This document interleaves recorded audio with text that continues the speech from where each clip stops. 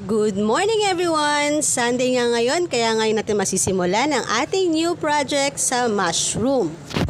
At dahil tuwing Sunday lang tayo may makakasama, ngayong araw din tayo maghahanap ng mga tuyong dahon ng saging. Ang sabi ay kailangan daw mga tuyong dahon ng saging na nakasabit pa sa puno ang kailangan natin at ang magagamit natin sa ating mushroom.